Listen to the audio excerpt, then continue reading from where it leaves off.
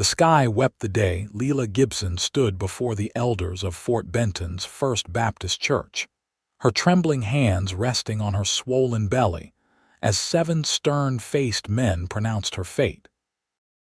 The Montana Territory of 1876 was unforgiving to women like her, unmarried, pregnant, and without family to shield her from public disgrace. "You have brought sin and shame into our midst," Reverend Holloway declared, his voice carrying through the small wooden church where Lila had worshipped since arriving in Fort Benton 2 years prior. "The congregation has decided you must leave this church and this community." Lila's voice cracked as she pleaded, "Please, I have nowhere to go. Winter is coming. You should have considered that before your—" "Indiscretion," Mrs. Weatherby, the Reverend's wife, interjected from the front pew, her thin lips pressed into a disapproving line. Lila wanted to scream that they didn't understand that the child she carried wasn't conceived in passion or youthful indiscretion, but in violence at the hands of a man who disappeared after passing through town. But the words caught in her throat. Who would believe her? And what difference would it make to these people who saw only her unmarried state and growing belly? The 23-year-old schoolteacher gathered what dignity remained as she turned to leave the only community she had known since arriving in Montana. Rain pelted her face as she stepped outside, mingling with her tears as she made her way down the muddy Main Street. The stares of townsfolk burned into her back, the same people who had welcomed her with open arms when she'd arrived to teach their children now looked at her as if she carried disease rather than life. "Miss Gibson," a small voice called out. 10-year-old Emma Watson ran toward her through the mud, ignoring her mother's harsh calls to come back. "Miss Gibson, you can't go. Who will teach us about the stars and poems?" Lila knelt despite her awkward state, embracing the child. "Sometimes, Emma, we must go where the wind takes us, even when we don't understand why." Mrs. Watson marched over, pulling Emma away. "You'll stay away from my daughter," she hissed. "We don't need your kind corrupting our children." The words stung worse than any physical blow. Lila straightened, one hand supporting her lower back, the other protectively covering her belly. 6 months along now, with nowhere to go and winter approaching the northern Montana Territory. The money she had saved from her teaching position would last a month, perhaps 2 if she was careful, but after that. She trudged toward the small boarding house where she had lived since her arrival, knowing Mrs. Haskell would likely ask her to leave as well. The church's influence reached every corner of Fort Benton. As she approached the mercantile to purchase supplies before her inevitable departure, the sound of approaching hoofbeats made her turn. A man she didn't recognize rode into town, his broad shoulders straight despite what must have been days of hard riding. Dust covered his denim pants and dark coat, and his hat was pulled low against the rain. Lila averted her eyes, not wanting to invite more judgment, and hurried into the mercantile. Mr. Peterson, normally friendly and talkative, barely acknowledged her presence as she gathered the few supplies she could afford: flour, beans, dried meat, and a small tin of coffee. "Will that be all, Miss Gibson?" His tone was cold, formal. The news had traveled fast. "Yes, thank you." She placed her coins on the counter, noticing how he avoided touching her fingers when making change. The bell over the door jingled as the stranger from the road entered, bringing with him the scent of rain, horse, and leather. Lila kept her gaze down, gathering her parcels. "Afternoon," the man greeted them both in a deep voice tinged with a slight southern drawl. "Mighty wet out there." "Welcome to Fort Benton." Mr. Peterson's demeanor transformed instantly, becoming the friendly shopkeeper Lila had known for 2 years. "What brings you to our town?" "Cattle drive. Just delivered a herd to Great Falls. Thought I'd head north before winter sets in." The stranger removed his hat, revealing dark brown hair that curled slightly at the ends. "Name's Mason Quinn." "Well, Mr. Quinn, you're welcome here. What can I help you with today?" As the men talked, Lila tried to slip past unnoticed, but her elbow caught a display of canned goods, sending several tins clattering to the floor. "I'm so sorry," she murmured, struggling to bend down with her pregnant belly. "Allow me, madam," Mason Quinn said, quickly gathering the fallen items. When he straightened, his hazel eyes met hers directly without judgment or disgust, just a simple human acknowledgement that had become so rare in her experience these past weeks. "Thank you," she whispered, clutching her packages tighter. Mr. Peterson cleared his throat. "Miss Gibson was just leaving. She won't be staying in Fort Benton much longer." Mason's eyebrows rose slightly, but he said nothing, merely nodding politely to Lila as she hurried past him and out the door. The rain had intensified. Lila hesitated under the mercantile's awning, dreading the walk back to her boarding house with her heavy packages. Her back ached fiercely and exhaustion threatened to overcome her. "Miss Gibson." She turned to find Mason Quinn behind her, holding his own purchases in one arm while extending the other to take her packages. "Please, allow me to carry these for you. Which way are you headed?" Lila hesitated. "I couldn't impose, it's no imposition. It's raining and those look heavy." Before she could protest further, he had taken her packages and was holding his coat over both their heads. "The boarding house," she said finally, 3 blocks down." They walked in silence for a minute, their footsteps splashing through puddles. Lila felt the stares of townsfolk watching from windows and doorways. "I'm causing you trouble," she said quietly. "People will talk." Mason gave a slight chuckle. "Madam, people always talk." "Doesn't much matter to me what they say." When they reached Mrs. Haskell's boarding house, Lila took her packages back. "Thank you, Mr. Quinn, that was kind." He tipped his hat. "Just common decency, Miss Gibson, as she expected, Mrs. Haskell was waiting inside, her thin face pinched with disapproval. "Lila, I need to speak with you." Lila nodded wearily. "Let me put these away first." In her small room, she carefully stored her supplies in her trunk, then sat heavily on the bed. She had known this moment was coming, yet still felt unprepared to face it. Mrs. Haskell didn't bother to knock before entering. "I'm sorry, Lila, but you'll need to leave by tomorrow. Reverend Holloway spoke with me, and I simply can't have." Her eyes flicked to Lila's stomach. "Your situation affecting my business. I understand. I'll be gone by morning." Lila was surprised by how calm her voice sounded when inside she felt like screaming. "Good. And that man who walked you home was simply being courteous. He's a stranger passing through town." Mrs. Haskell sniffed. "Well, see that you don't bring any men to my establishment. Your proclivities have caused enough scandal." After the landlady left, Lila allowed herself a moment of despair, her hands covering her face as silent sobs shook her body. When she had composed herself, she began packing her few belongings: books, clothes, the silver hairbrush that had belonged to her mother, and the small wooden box containing letters from her parents before they died of influenza 3 years ago. Where would she go? The nearest town was 20 miles away, impossible to reach on foot in her condition.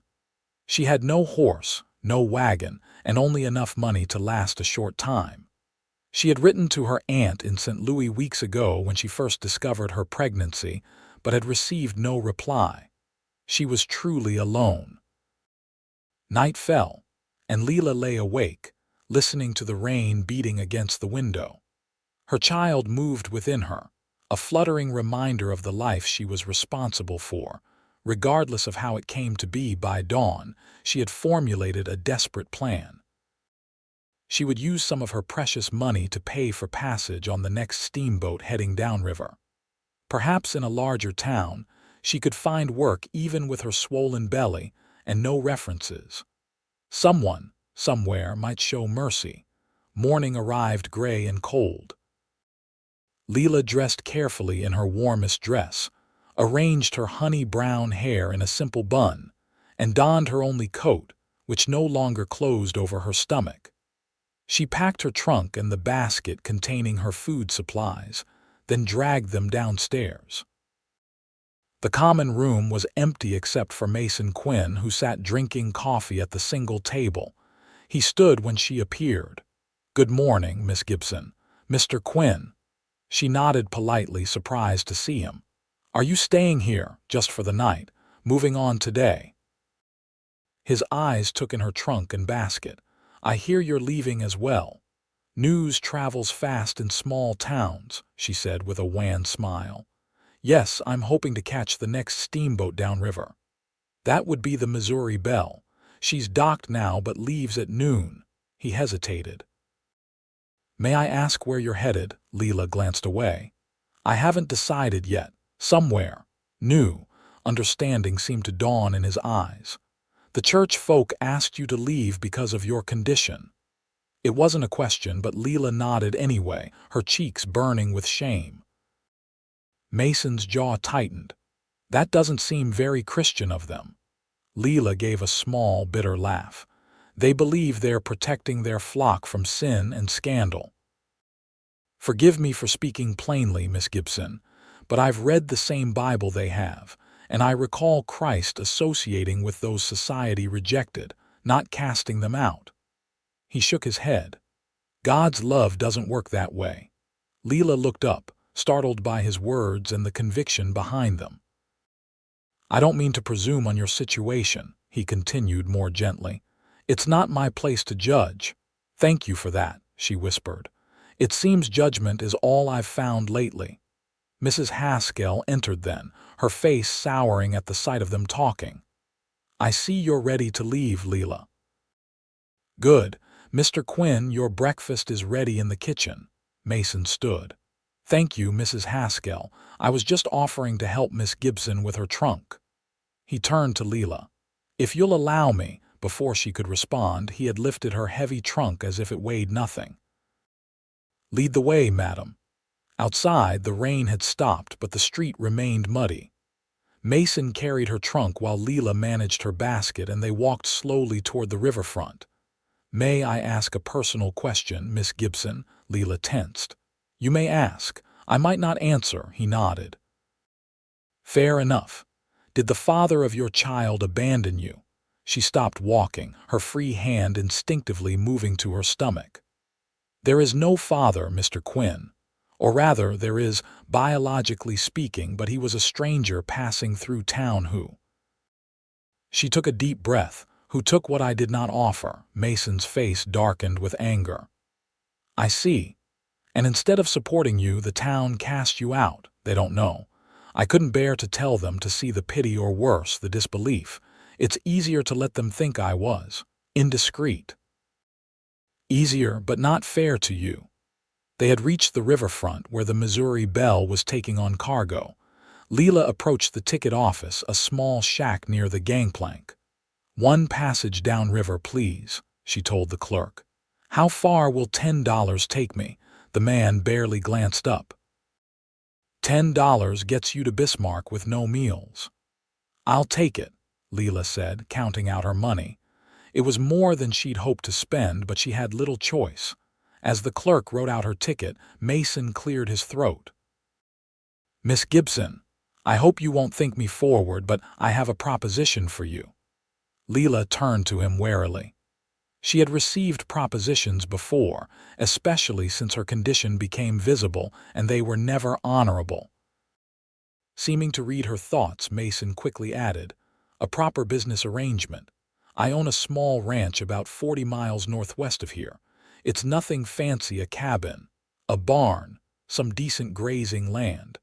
I'm in need of someone to cook and keep house while I'm on cattle drives." Lila stared at him. "You're offering me employment, despite my—" She gestured to her belly. "I'm offering you a safe place to have your child and recover. The work would be exchanged for room, board, and a small wage. You'd have your own space. There's a small room off the kitchen that would suit you and the baby." "Why would you do this for a stranger?" Mason shifted uncomfortably. "My sister found herself in a similar situation 5 years ago. No one would help her. She tried to make it on her own and—" He looked away. "She didn't survive the winter, neither did her baby." Lila's heart constricted. "I'm sorry. So am I, every day." He met her eyes again. "Look, I understand if you don't trust me. You have no reason to. But winter in the Montana Territory is brutal, especially for someone traveling alone with no destination. At my ranch, you'd at least have shelter, food, and time to decide what you want to do next." Lila bit her lip, considering. Everything she knew about protecting herself warned against accepting this stranger's offer. Yet something in his honest gaze made her want to trust him. "How do I know you're not like the man who did this to me?" she asked bluntly. "You don't," he admitted. "But I'll swear on my sister's grave that I mean you no harm, and if at any point you feel unsafe, I'll bring you back to Fort Benton or take you wherever you want to go." The clerk cleared his throat impatiently, holding out her ticket. "Miss Gibson," Mason prompted quietly. Lila looked at the steamboat, then back at Mason Quinn. A leap into the unknown either way. But one path offered potential safety and shelter for her child. "I accept your proposition, Mr. Quinn," she said finally. "But I have conditions. I'll work for my keep, but I'm not a servant to be ordered about, and this is temporary until spring, perhaps." Relief washed over Mason's face. "Agreed, and please call me Mason. Then you must call me Lila." The clerk muttered something under his breath, clearly disapproving of their arrangement. Mason turned to him. "The lady won't be needing that ticket after all." "No refunds," the clerk snapped. "Keep it," Lila said, suddenly determined. "Consider it payment for my reputation." Mason smiled, a genuine smile that transformed his serious face.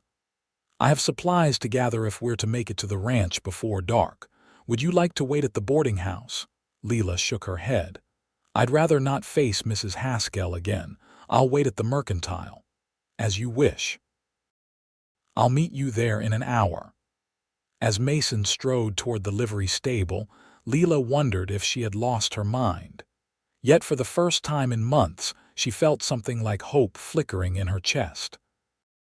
At the mercantile, Mr. Peterson was noticeably cooler than the day before, having clearly heard about her banishment from the church.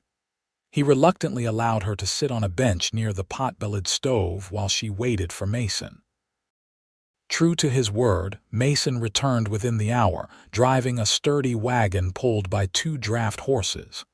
He loaded her trunk in the back, where Lila could see he had purchased substantial supplies: flour, sugar, coffee, bacon, beans, and other necessities. "Ready?" he asked, offering his hand to help her onto the wagon seat. As they drove away from Fort Benton, Lila didn't look back. The town had been her home, but never truly a place where she belonged. She had come as a young woman of 21, eager to teach and make a difference, only to be discarded at the first sign of trouble. They traveled in comfortable silence for the first few miles, the rhythmic clop of hooves and creak of wagon wheels the only sounds. The Montana landscape stretched before them, vast and wild, the distant mountains still visible on the western horizon. "May I ask what brought you to Fort Benton originally?" Mason inquired eventually. "Teaching," Lila replied. "I came from St. Louis after my parents died. I'd trained as a teacher and saw an advertisement for a position in the Montana Territory. It seemed like an adventure." "And was it, before?" "Yes, it was. The children were wonderful. I'll miss them." A lump formed in her throat as she thought of the eager faces that had greeted her each morning, particularly Emma Watson, who had defied her mother to say goodbye. "You're good with children, then?" "I believe so. I've always loved teaching." Mason nodded thoughtfully. That's good. There aren't many children near the ranch, but come spring, some of the neighboring families might appreciate lessons for their young ones. The idea that she might teach again someday lifted Lila's spirits. I'd like that. What will you name the baby? Mason asked, his question surprising her with its directness. Lila's hand moved to her belly. I haven't decided yet. If it's a boy, perhaps William after my father, a girl, I'm not sure. Good names are important, Mason agreed. My full name is Mason Quincy Quinn. My mother had a fondness for family surnames as first names. This small personal detail made Lila smile. It's a distinguished name. Distinguished or not, most folks just call me Quinn. He glanced at her. Except you. I like the way you say Mason. Lila felt a blush creep up her cheeks and turned her attention to the landscape. The wagon bounced over a particularly deep rut, jarring her. She winced as pain shot through her lower back. Mason noticed immediately. Are you all right? Yes, just a bit uncomfortable. It's nothing. We'll take a rest soon. There's a creek about 5 miles ahead where we can water the horses and stretch our legs. True to his word, Mason stopped at a small creek where tall cottonwoods provided shade. He helped Lila down from the wagon, his strong hands gentle at her waist, then unhitched the horses to let them drink. Lila stretched, rubbing her aching back. The baby moved vigorously, as if also appreciating the chance to shift position. Mason spread a blanket in the shade and set out some bread, cheese, and apples from his supplies. It's not much, but it'll keep us going until dinner. They ate quietly, the silence comfortable rather than strained. Lila observed Mason covertly. He was perhaps 30, with the weathered look of a man who spent most of his time outdoors. His hands were calloused, his skin tanned, but his manner was gentle and his speech educated. You mentioned cattle drives, she said finally. Is that your main business? Mason nodded. I raise cattle on my land, then drive them to market twice a year, spring and fall. Just finished the fall drive yesterday. Won't have another until May, so I'll be at the ranch through winter. And you manage the ranch alone, mostly. I hire hands for roundup and the drives, but the rest of the year it's just me. He paused. And now you. The reminder of their arrangement brought Lila back to reality. Yes. Well, I hope I can be useful. I'm a good cook and I keep a tidy house, though I admit I know little about ranch work. I don't expect you to do ranch work, especially not in your condition. Cooking and keeping house is more than enough. He hesitated. May I ask when the baby is due? Late January, I believe. Mason nodded. Winter births are challenging, but we'll be prepared. There's a midwife about 10 miles from the ranch, Mrs. Daniels. She's delivered most of the children in the area. I'll make sure she knows about you. The thoughtfulness of this statement touched Lila deeply. After months of facing her pregnancy alone, the idea that someone was planning for her child's safe arrival was overwhelming. Thank you, she said simply, her voice thick with emotion. Mason looked away, seemingly embarrassed by her gratitude. We should get moving if we want to reach the ranch before dark. The rest of the journey passed with occasional conversation interspersed with comfortable silences. As the sun began its descent toward the western mountains, the landscape changed slightly. The flat prairie gave way to rolling hills, and stands of pine trees appeared more frequently. Almost there, Mason said as they crested a hill. The ranch is just beyond that next ridge. When they finally came into view of Mason's ranch, Lila was pleasantly surprised. She had imagined something much more primitive, but what she saw was a well-established homestead. A sturdy log cabin with a stone chimney stood in a small clearing, smoke rising from the chimney. Behind it was a large barn and several corrals. A creek ran nearby with a water wheel attached to what looked like a small mill house. You have a mill, she asked, surprised. Just a small one for grinding my own grain. Makes me somewhat self-sufficient. As they approached, a dog came bounding out to meet them, a large, shaggy beast that looked to be part sheepdog. "That's Bear," Mason explained. "Don't worry, he's friendly." Bear circled the wagon, barking joyfully at Mason's return. When they came to a stop in front of the cabin, Mason jumped down and came around to help Lila. "Welcome to the Triple Q Ranch," he said as he lifted her carefully to the ground. "Triple Q?" Quinn's quiet quarter. "My father's idea of a joke. He said I was always too serious, so he named the place to remind me to seek peace." A shadow crossed Mason's face. "He died 2 years after we established the ranch. My mother followed 6 months later." "I'm sorry," Lila said, understanding the pain of losing parents. Mason shook off the somber mood. "Let me show you the cabin." Inside, the cabin was larger than it appeared from outside. A great room served as both kitchen and living area, with a massive stone fireplace dominating one wall. A rough-hewn table with 4 chairs stood in the center, and a comfortable-looking rocking chair was positioned by the fire. 2 doors led off the main room. "My room is through there," Mason pointed to one door, "and yours will be here." He opened the second door to reveal a small but cozy bedroom with a narrow bed, a chest of drawers, and a window overlooking the creek. "It's not much, but it's private, and there's enough room for a cradle when the time comes." Lila entered the room, running her hand over the quilt that covered the bed. It was clean and warm, far better than she had dared hope for. "It's perfect, thank you. I'll bring your trunk in. Make yourself comfortable while I see to the horses and unload the supplies." Left alone, Lila sank onto the bed, emotional exhaustion catching up with her. 24 hours ago, she had been facing exile with nowhere to go. Now she had shelter, safety, and a chance to plan for her child's future. When Mason returned with her trunk, he found her dozing. He cleared his throat softly. "Lila, I've started dinner. It's nothing fancy, just beans and bacon, but it's hot." She roused herself, embarrassed to have fallen asleep. "I'm sorry, I should be helping you. You've had a long day. Rest is important in your condition."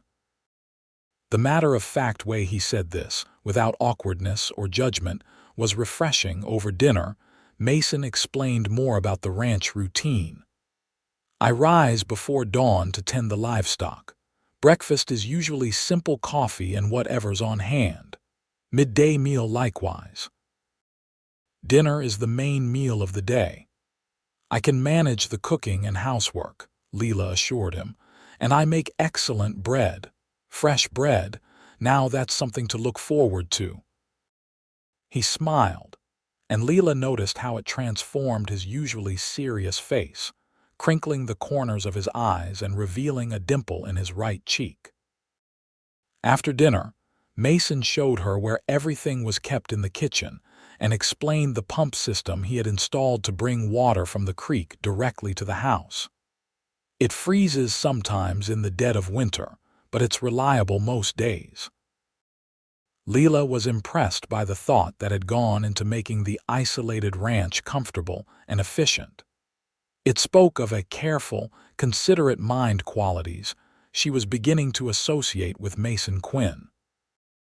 As night fell, they sat by the fire, Mason whittling a piece of wood while Lila darned one of her stockings, a comfortable domesticity settling between them despite their short acquaintance.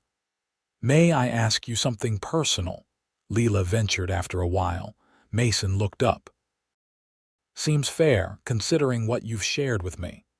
You mentioned your sister. Were there other siblings?" A shadow crossed his face. "No, just Rebecca and me. She was younger by 5 years. Beautiful girl, smart too. Wanted to be a teacher like you." He set down his whittling. "She was working in a shop in Helena when it happened. The owner's son. Well, he took advantage of her. When she told her employer she was expecting, she was dismissed immediately. Lila's heart ached for the young woman she'd never met, and her family, your parents, gone by then. I was already establishing this ranch. She wrote to me, but the letter took months to reach me by the time I found her. His voice grew rough. She'd been living in a shack outside town, barely surviving. It was December, bitter cold. She'd gotten sick, had no food, no medicine. I got her to a doctor, but it was too late. I'm so sorry, Mason, he nodded, his jaw tight. She was 7 months along. The baby, a little boy, was born as she died. He lived only a few hours. Lila pressed her hands to her mouth, tears filling her eyes. Now she understood his kindness to her. He was trying to prevent the same tragedy from recurring. I should have protected her, Mason continued, his voice hollow. She was my responsibility after our parents died. Instead, I was out here building this place, thinking I had all the time in the world to bring her to live with me. You couldn't have known, Lila said gently. Maybe not. But I know now what can happen to a woman alone in this territory. He looked directly at her. I meant what I said earlier. You can stay here as long as you need, Lila. You and your child will be safe here. The depth of feeling in his words made Lila's breath catch. Thank you. That night, in her new room, Lila lay awake listening to the unfamiliar sounds of the ranch, the occasional lowing of cattle, the whispering of wind through pine trees, the distant howl of a wolf. So different from Fort Benton Street, noises and the constant comings and goings at the boarding house. Her hand rested on her rounded belly, feeling her child move within. We're going to be all right, she whispered. We have a safe place now. As autumn progressed into winter, Lila settled into life at the Triple Q Ranch. The daily routine provided structure and purpose, something she had sorely missed since being forced to leave her teaching position. She rose early each morning to prepare breakfast before Mason went out to tend the livestock, then spent her days keeping the cabin clean, preparing meals, and making the place more homely with small touches, wildflowers in a jar on the table, curtains fashioned from spare fabric for the windows, shelves organized for maximum efficiency. Mason, for his part, kept to his word about respecting her privacy and independence. He never entered her room without knocking, always spoke to her with courtesy, and seemed genuinely appreciative of her contributions to the household. They fell into an easy companionship, talking over meals about books they had read, places they had seen, and their experiences growing up, Lila in St. Louis, Mason in various places as his father followed work across the country. They carefully avoided the painful topics of Lila's assault or Mason's sister, though the shadows of these events remained ever present in their interactions. One morning in late November, Lila awoke to find the world transformed. Overnight, the season's first heavy snow had fallen, blanketing the ranch in pristine white. The sight was breathtaking, but also concerning. She was now truly isolated, miles from town and neighbors, with her confinement less than 2 months away. "Don't worry," Mason assured her when he saw her anxious expression at breakfast. "I've wintered here 6 years running. We've got plenty of supplies, firewood stacked high, and I know how to get through if we need help." He hesitated. "In fact, I'm riding out today to speak with Mrs. Daniels, the midwife. I want her to know about your situation before the snow gets too deep." "Thank you," Lila said, touched by his forethought. "But please be careful. The snow is nothing compared to what's coming," he finished with a smile. "This is just the beginning of a Montana winter, Lila. By January, we'll have drifts taller than me." After Mason left, Lila busied herself with baking bread and preparing a hearty stew for his return. As she worked, she found herself humming softly, something she hadn't done since before the attack that had changed her life so dramatically. The realization gave her pause. Here, in this place with this man, she was beginning to feel like herself again. Mason returned late in the afternoon, snow dusting his coat and hat. "Mrs. Daniels sends her regards," he reported as he warmed himself by the fire. "She said to tell you she'll come as soon as you send word, no matter the weather. That's very kind of her. She also sent this." Mason reached into his saddlebag and withdrew a small bundle wrapped in cloth. "She said it's raspberry leaf tea. Apparently it's good for women in your condition." Lila took the bundle, deeply moved by the kindness of a woman she'd never met. "Please thank her for me when you next see her." "You can thank her yourself when she comes for the birth." Mason removed his coat and hung it by the door. "She also suggested we should have clean linens, hot water, and a sharp knife ready when the time comes." Lila couldn't help but smile at his earnest repetition of the midwife's instructions. "Have you ever been present for a birth, Mason?" He shook his head. "Can't say that I have. Helped plenty of calves and foals into the world, but I expect it's not the same. No, I expect not." Her smile faded as a thought occurred to her. "Mason, when the time comes. I don't want you to feel obligated to stay. Many men find the birthing room distressing." Mason looked at her seriously. "Lila, I won't leave you alone unless you want me to. If you'd prefer just Mrs. Daniels, I understand.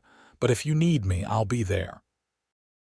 The simple declaration brought tears to her eyes. She turned quickly back to her bread making to hide her emotion. "The stew will be ready soon." That evening, as they sat by the fire after dinner, Mason cleared his throat. "I've been thinking, the baby will need a proper cradle." "Yes, I suppose so." Lila had been trying not to worry about the practical aspects of the baby's arrival, knowing her resources were limited. "I could make one," Mason offered. "I'm no master carpenter, but I can manage something sturdy and safe." Lila looked up from her mending, surprised and touched. "You would do that, of course. Every baby needs a proper place to sleep." He said it as if it were the most natural thing in the world for him to make a cradle for her child, a child with no connection to him. "Thank you, Mason." "That's very kind." He shrugged, seemingly embarrassed by her gratitude. "Just practical. I'll start tomorrow. I've got some good pine seasoning in the workshop behind the barn." Over the next few weeks, Mason spent his evenings working on the cradle, carefully measuring, cutting, and sanding the wood. Lila would watch him work, fascinated by his large hands performing such delicate tasks, his brow furrowed in concentration. "My father was a carpenter before he took up ranching," Mason explained one evening as he fitted pieces together. "He taught me the basics, said a man should know how to build and fix things if he's going to live out here." "Your father sounds like a wise man." He was. Stubborn as a mule, but wise in his way. Mason held up a small carved piece. "What do you think? Should I add these decorative touches to the headboard?" The design was simple but beautiful, leaves and vines flowing across the wood. "It's lovely," Lila said sincerely. "Where did you learn to carve like that? Winter evenings get long out here. A man needs hobbies." He gave a self-deprecating smile. "Though I expect with a baby around there won't be much time for whittling." The casual way he included himself in the baby's future made Lila's heart flutter strangely. She had begun to notice these reactions more frequently, a quickening of her pulse when Mason smiled at her, a warmth in her chest when their hands accidentally touched as they worked together in the kitchen, a lingering glance when he wasn't looking. It confused and frightened her. After what had happened in Fort Benton, she had resigned herself to never feeling such things again. The violation she had suffered had left scars deeper than physical ones, a mistrust of men, a fear of intimacy, a belief that no one would want her once they knew her past.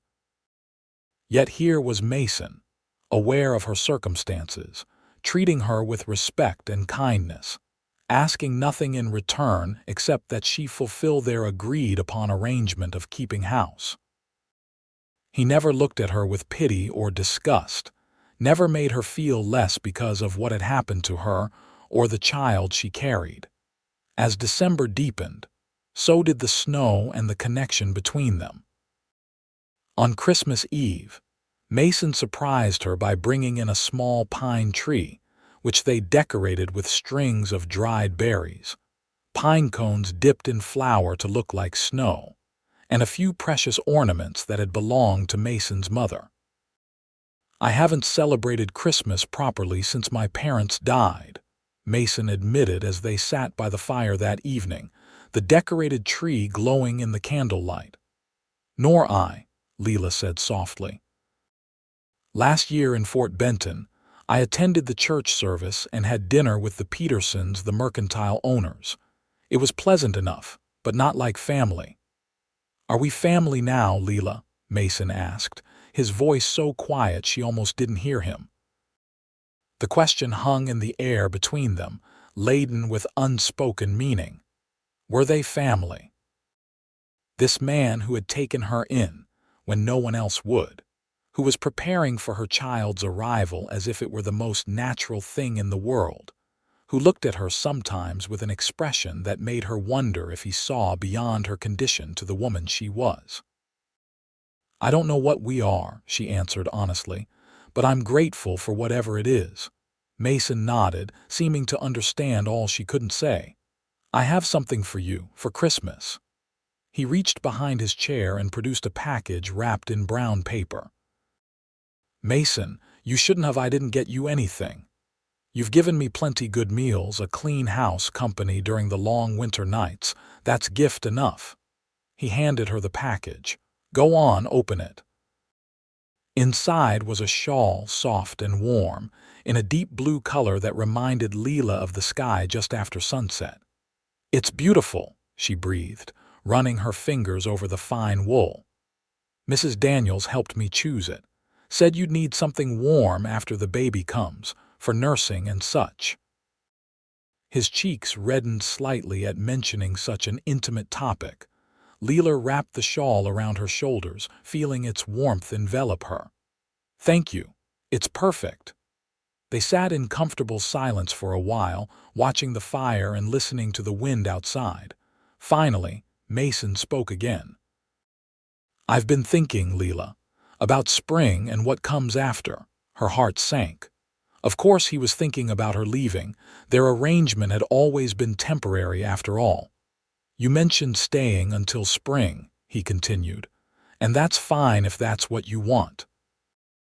But I want you to know that you're welcome to stay longer, as long as you like, in fact." Lila looked at him in surprise. "Really? Even with a baby, especially with a baby?" Mason leaned forward, his expression earnest. "This place needs life, Lila.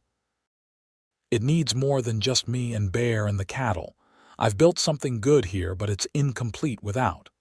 He hesitated, "Without family." "Are you offering this out of pity?" Lila had to ask, though she feared the answer.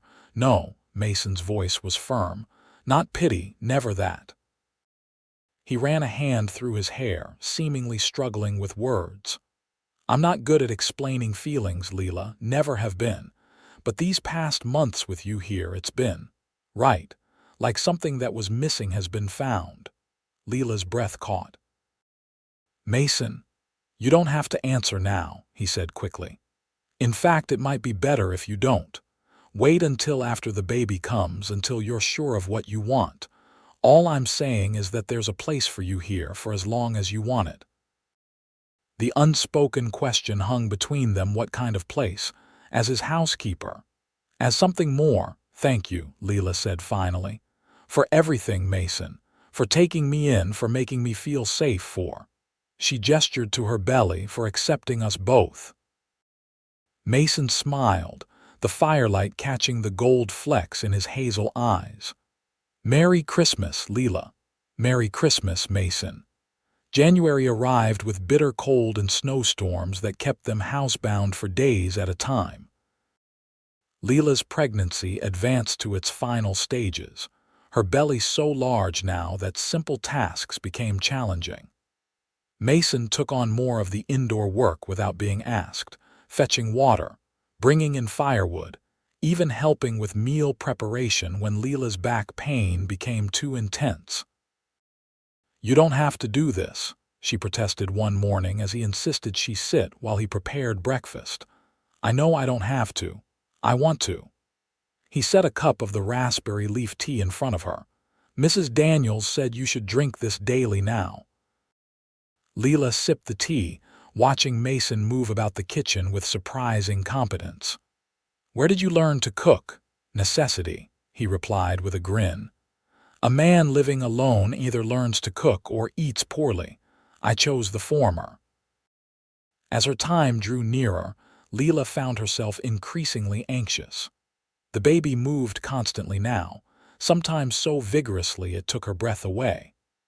At night, sleep became elusive, her mind racing with worries about the birth, about her ability to be a mother, about her future. During one particularly difficult night, she got up to pace the main room, hoping movement might ease the ache in her lower back.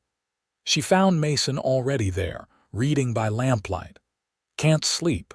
he asked, setting his book aside. "The baby is restless tonight." She rubbed her belly, wincing as a particularly sharp pain shot through her back. "Here, sit." Mason guided her to the rocking chair. "My mother used to say rocking was good for both mother and baby." Lila sank into the chair gratefully, finding that the gentle motion did indeed help. "What are you reading?" Mason held up the book, a collection of Shakespeare's works. "Trying to improve my mind," he said with a self-deprecating smile. "Not much formal education out here." "Would you read to me?" Lila asked impulsively. "It might help distract me from the discomfort." He looked surprised but pleased. "Any preference?" "Something beautiful, something about love." Mason flipped through the pages until he found what he was looking for. "Let me not to the marriage of true minds admit impediments," he began, his deep voice giving weight to Shakespeare's words. "Love is not love which alters when it alteration finds, or bends with the remover to remove." As he read, Lila closed her eyes, letting the words wash over her. There was something intimate about sitting in the dim lamplight, Mason's voice the only sound besides the crackling fire and the howling wind outside. "Love's not time's fool, though rosy lips and cheeks within his bending sickle's compass come," Mason continued, his voice softer now. "Love alters not with his brief hours and weeks, but bears it out even to the edge of doom." He paused, and Lila opened her eyes to find him looking at her with such tenderness it made her heart ache. "If this be error and upon me proved," he finished quietly, "I never writ, nor no man ever loved." The last words hung in the air between them, charged with meaning. Lila's breath caught as Mason set the book aside and knelt beside the rocking chair. "Lila," he said, his voice rough with emotion, "I need to tell you something." Before he could continue, Lila gasped as a sharp pain seized her abdomen, different from anything she had felt before. "Mason," she whispered, clutching her belly, "I think it's time." Everything moved quickly after that. Mason sprang into action, stoking the fire, putting water on to boil, gathering the clean linens they had prepared. "I'll go for Mrs. Daniels," he said, already reaching for his coat. "No." Lila grabbed his arm, panic in her eyes. "Don't leave me." "It's still blizzarding out there. You'd never make it." Mason looked torn. "But you need a midwife." "Babies were born before there were midwives," Lila said through gritted teeth as another pain gripped her. "Please, Mason, stay with me." The fear in her eyes must have convinced him. "All right." "But if things get difficult, we'll manage," Lila assured him, though her heart raced with fear. She had heard stories of childbed deaths, of babies lost, of hours of agony leading nowhere. Mason helped her to her bedroom, where they had prepared the bed with extra linens. As the labor progressed, Lila was grateful for Mason's steady presence. He wiped her brow with cool cloths, helped her walk when she needed to move, supported her back during the most intense contractions. Hours passed. The snow continued to fall outside, insulating them from the rest of the world. Inside, time seemed suspended as Lila labored to bring her child into the world. "You're doing so well," Mason encouraged her as dawn broke, pale winter light filtering through the window. "You're the strongest woman I've ever known, Lila Gibson." Lila managed a weak smile between contractions. "Not feeling very strong right now." "Well, you are," he squeezed her hand, "and soon you'll hold your baby." As if his words had summoned it, the final stage of labor began. Lila felt an overwhelming urge to push, and Mason positioned himself to help deliver the child, his face a mask of concentration and concern. "I can see the head," he announced, his voice steady despite the extraordinary circumstances. "Just a little more, Lila." With a final, tremendous effort, Lila pushed her child into the world. A moment of silence, then a strong, indignant cry filled the room. "It's a boy," Mason said, his voice thick with emotion as he quickly wrapped the infant in a clean cloth. "A perfect little boy." Tears streamed down Lila's face as Mason placed her son in her arms. The baby's face was red and wrinkled, his tiny fists clenched as he wailed his displeasure at entering the cold world. But to Lila, he was beautiful beyond words. "Hello, little one," she whispered, counting fingers and toes, marveling at the perfection of this new life. "I've been waiting so long to meet you." Mason hovered nearby, his eyes suspiciously bright as he watched mother and child. "He's strong," he said approvingly. "Good lungs on him." Lila looked up at this man who had delivered her son, who had stood by her through the long hours of labor without complaint or disgust. "Thank you, Mason, for everything." He shook his head, dismissing her thanks. "What will you name him?" Lila looked down at her son, who had quieted now and was blinking up at her with unfocused eyes.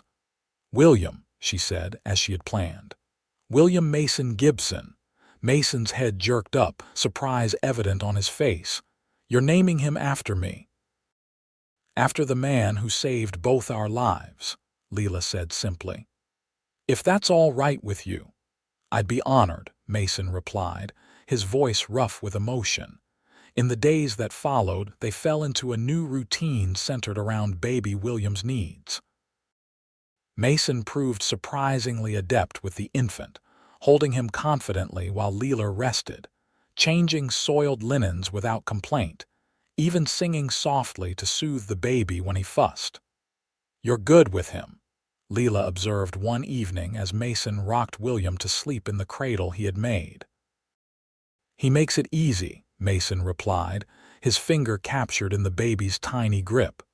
"Smart boy, knows I'm on his side." Lila watched them, this man and her son, and felt a swell of emotion too complex to name. In the span of just a few months, her life had transformed completely. From despair and rejection to this quiet domestic scene, from fear to a tentative hope for the future. As January gave way to February, and February to March, winter gradually loosened its grip on the land. The snow began to melt, revealing patches of earth and early spring growth beneath. William thrived, growing stronger and more alert each day, his features becoming more defined, a hint of Lila in the shape of his eyes, but little trace of the man who had fathered him, for which she was grateful. Mason had been true to his word about sending for Mrs.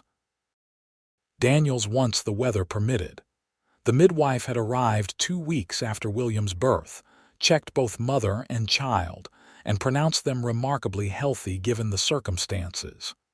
"You did well, Mr. Quinn," she had told Mason. "Not many men could have managed as you did." Now, as spring approached, Lila found herself thinking more and more about the future. Mason had not mentioned his Christmas Eve offer again, seemingly content to let her make the decision in her own time. But Lila had seen how he looked at William, with a tenderness that went beyond mere affection for a friend's child. and she had caught him looking at her sometimes with an expression that made her heart beat faster. One evening in early April, with William sleeping peacefully in his cradle, Lila joined Mason on the porch. The air was cool but no longer biting, and the sunset painted the sky in spectacular shades of orange and pink. "It's beautiful," Lila murmured, drawing her shawl, Mason's Christmas gift, more tightly around her shoulders. "Yes, it is." But Mason wasn't looking at the sunset, he was looking at her. Lila felt heat rise to her cheeks. "Mason, I've been thinking about what you said at Christmas." He waited, giving her time to find the words. "You offered me a place here for as long as I wanted it." She took a deep breath. "I need to understand what that means." Mason turned to face her fully. "It means whatever you want it to mean, Lila. If you want to stay as my housekeeper, that's fine. If you want something more," he hesitated, "that would be more than fine." "Something more," Lila repeated softly. "Like what?" Mason ran a hand through his hair, a gesture she had come to recognize as a sign of his nervousness. "Like marriage, if you wanted it. Or if that's too much to consider right now, just a future together in whatever form that takes." Lila's heart raced. "Marriage? You would marry me knowing about my past, knowing William isn't yours. William may not have my blood, but I've held him since his first breath. I've watched him grow. In my heart, he's already mine." Mason's gaze was steady, honest. "As for your past, Lila, it doesn't define you. What happened to you was a crime, not a sin. And even if it had been a choice you made, who am I to judge?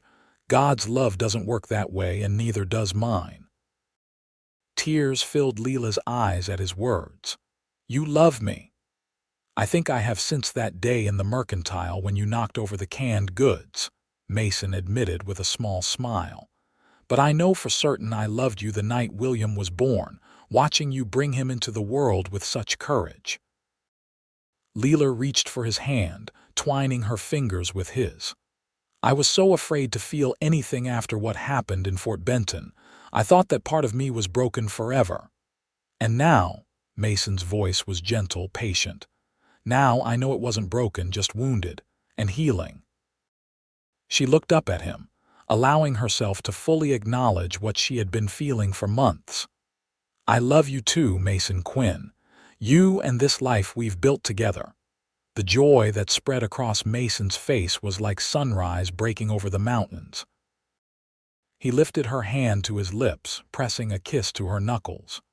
"May I kiss you properly, Lila Gibson? I've been wanting to for quite some time." Instead of answering, Lila stood on tiptoe and pressed her lips to his. The kiss was gentle at first, tentative, but deepened as Mason's arms came around her, drawing her closer. When they finally parted, both were breathless. "Is that a yes to staying?" Mason asked, his forehead resting against hers. Lila smiled. "It's a yes to everything. To staying, to building a life here, to becoming a family in truth as well as in feeling." They were married 2 weeks later by the circuit preacher who visited the area monthly. The ceremony was simple, held in their own home with only Mrs. Daniels, her husband, and a few neighboring ranchers as witnesses. William, now almost 4 months old, slept peacefully in his cradle throughout the proceedings, oblivious to the momentous change in his status. "Do you, Mason Quincy Quinn, take this woman to be your lawfully wedded wife?"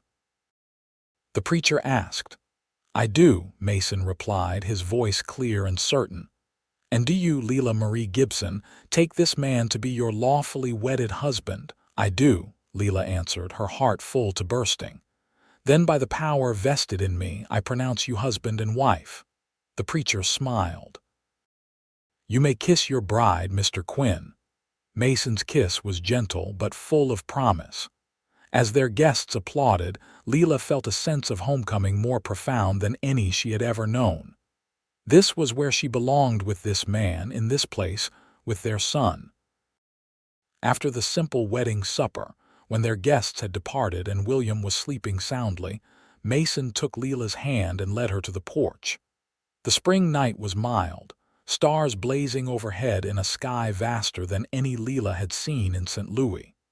"Happy, Mrs. Quinn?" Mason asked, his arm around her waist. The name, her new name, sent a thrill through Lila. "Happier than I ever thought possible," she answered truthfully. "I have something for you." Mason reached into his pocket and withdrew a small leather pouch. A wedding gift.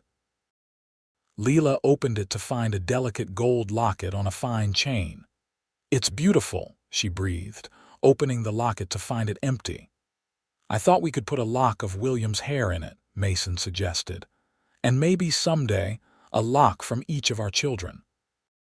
The casual mention of future children, their children, made Lila's heart swell. "I'd like that very much." She handed him the locket and turned, lifting her hair so he could fasten it around her neck.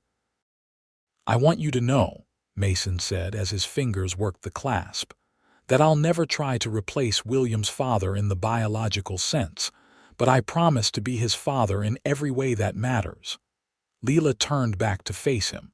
"You already are, Mason. From the moment you helped bring him into this world, you've been his father." Mason's smile was tender. "Thank you for that, and for trusting me with both your hearts. Thank you for showing me that God's love doesn't work the way those church elders in Fort Benton thought it did," Lila replied. "You were right that first-day true faith is about compassion, not judgment." They stood together in comfortable silence, watching the stars and contemplating their future. "I've been thinking," Mason said after a while. "Come fall, there might be enough children nearby for you to start a small school, if you wanted to teach again." Lila looked up at him, touched by his understanding of her passion for education. "I'd like that very much. Perhaps just a few days a week until William is older.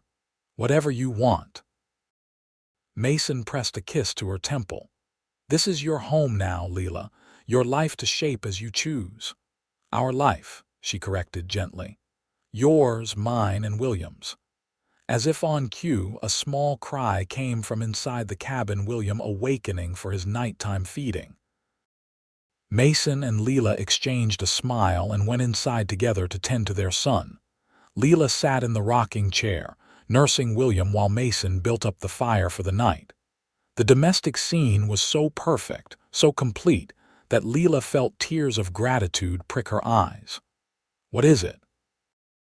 Mason asked, noticing her emotion. "I was just thinking about that day in Fort Benton when Reverend Holloway cast me out. It felt like the end of everything."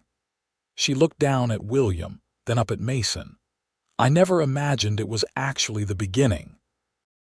Mason knelt beside the rocking chair, his hand gentle on William's head. "The best beginnings often come disguised as endings," he said thoughtfully. "My father used to say that." "He was a wise man," Lila replied. "I wish I could have known him and your mother, and Rebecca." "They would have loved you," Mason assured her. "Almost as much as I do." As William drifted back to sleep, Mason took him carefully from Lila's arms and placed him in his cradle. Then he extended his hand to his wife. "Come to bed, Mrs. Quinn." Lila placed her hand in his, feeling the strength and gentleness in his touch, the same touch that had delivered her son, that had built a cradle, that had held her through the darkest nights and brightest days. "I love you, Mason Quinn," she said as they walked hand in hand to their bedroom, not housekeeper and rancher now, but husband and wife. "And I love you, Lila Quinn," he replied. "Now and always." In the years that followed, the Triple Q Ranch flourished, as did the Quinn family. William grew into a strong, curious boy with his mother's love of learning and his adoptive father's quiet determination. He was joined by a brother, James, born almost exactly 2 years after Mason and Lila's wedding, and later by a sister, Rebecca, named for Mason's lost sister. Lila's small school grew as more families settled in the area, eventually becoming a proper schoolhouse built on Quinn land, where she taught 3 days each week. Mason's cattle business prospered, allowing them to add onto the cabin and hire regular help for the ranch work. They never returned to Fort Benton, though occasionally news reached them of the town and its inhabitants. The Reverend Holloway had moved on, replaced by a younger minister with more compassionate views. Mrs. Peterson from the Mercantile had written once, a tentative letter of apology for her husband's coldness during Lila's final days in town. Lila had replied kindly, but briefly, feeling no need to revisit that chapter of her life. Her home, her heart, her future were all at the Triple Q Ranch, with the man who had taught her that true love doesn't judge or condemn, but accepts and nurtures. On their 10th wedding anniversary, as they sat on the porch watching their 3 children play in the yard with Bear's offspring, Mason took Lila's hand. "Any regrets, Mrs. Quinn?" Lila looked at their intertwined fingers work roughened now from years of ranch life, but still fitting perfectly together. "Not one," she answered truthfully. "Every step, even the painful ones, led me here. How could I regret that?" Mason smiled, the same smile that still made her heart skip after all these years. "That day in Fort Benton, when I first saw you in the Mercantile, I had no idea I was meeting my future." "Neither did I," Lila admitted, "but I think somehow God did." Together, they watched the sun set over the land that had become their kingdom, modest in size but rich in love, in faith, and in the quiet certainty that they were exactly where they were meant to be.